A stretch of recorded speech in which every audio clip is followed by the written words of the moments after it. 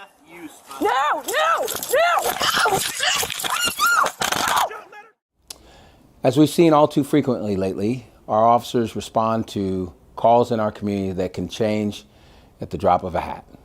And it can go from a calm situation to something that is life-threatening. And we've seen that a lot lately. Recently, we had 2 officers respond to an individual that was trying to break into an elderly woman's home. They did an awesome job on the call at the beginning, de-escalating, talking, keeping things calm, and ultimately this individual still, without any provocation or without pushing the incident any further on the officer's behalf, still attacked 2 of our officers. No. No. Let him go. Let him go. Where are you going? Luckily, this person's father was there also and was able to help the officers, and so everybody was able to walk away and live another day. I was driving back to my home over on Quimby Street, looking for my son who got locked out the house. And when I turned the corner, he was being approached by 2 officers. So I yelled out the window, "Hey, that's my son, I got him." I didn't know what he was done, maybe he was drinking some beer or something. So I got out my car and I was talking to one of the officers there. And as I was talking to the male officer, my son, who was sitting there just casually as a lamb, leaped up like a lion and attacked the female officer. At that particular point, the male officer went to engage him, and I followed him and went to engage him. And I just couldn't believe what was happening out here.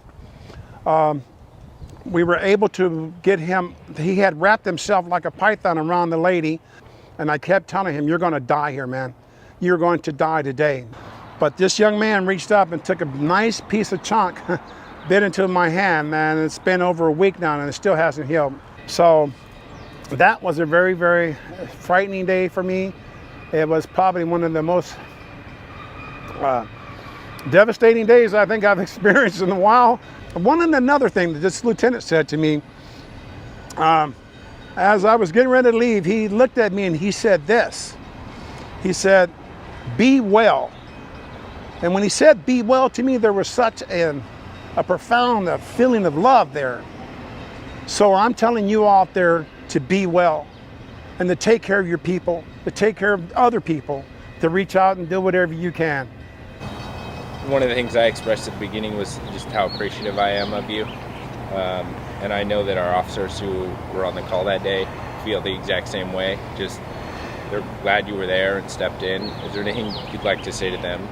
Well, personally, I want to say, I love you guys. And I'm sorry this happened.